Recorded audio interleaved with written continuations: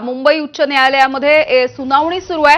गेल्या 4 दिवसांपासून मुंबईच्या आझाद मैदानावरती मनोज जरांगे पाटील हे मराठा आरक्षणाच्या मागणीसाठी आंदोलन करतायत आणि या संदर्भात आता तातडीची सुनावणी सध्या मुंबई उच्च न्यायालयामध्ये घेतली जातेय।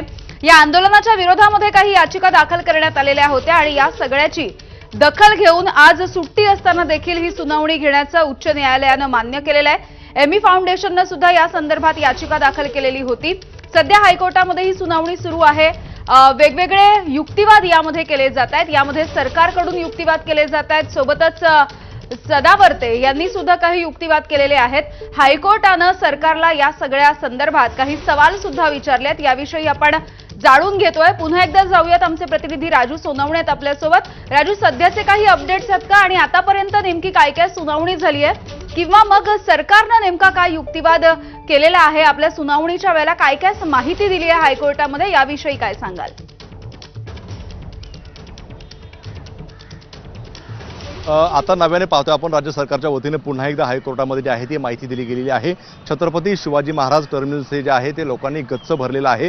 आंदोलनकर्ते जे आहे ते रस्त्यावरती शौचालय जे आहे ते करत आहे, फ्लोरा फाउंटनमध्ये आंघोळ करत आहे, अशा प्रकारची माहिती जी आहे ते न्यायालयात दिलेली आपल्याला पाहायला मिळते। तर न्यायालयाने सुद्धा काही प्रश्न उपस्थित केले आणि त्यानंतर जे काही आंदोलनकर्त्यांचे वकील आहेत त्यांना सुद्धा खडसवलेलं पाहायला मिळते। या संदर्भामध्ये समर्थन करत असताना त्यांना सुद्धा खडसवलेलं आपल्याला पाहायला मिळते। त्यामुळे एकूणच पाहिलं का न्यायालयाच्या संपूर्ण याच्याकडे लक्ष लागलेलं आहे। ही जी परिस्थिती आहे याला शांततापूर्ण आंदोलन म्हणायचं का, असं न्यायालयाने जे आहे ते आंदोलनकर्त्यांच्या वकिलांना प्रश्न विचारलेला आहे। त्यामुळे आपण पाहतोय का साहजिकच आहे की न्यायालयाने सुद्धा आता आंदोलनकर्त्यांच्या वकिलांना अनेक प्रश्न विचारायला सुरुवात केलेली आहे।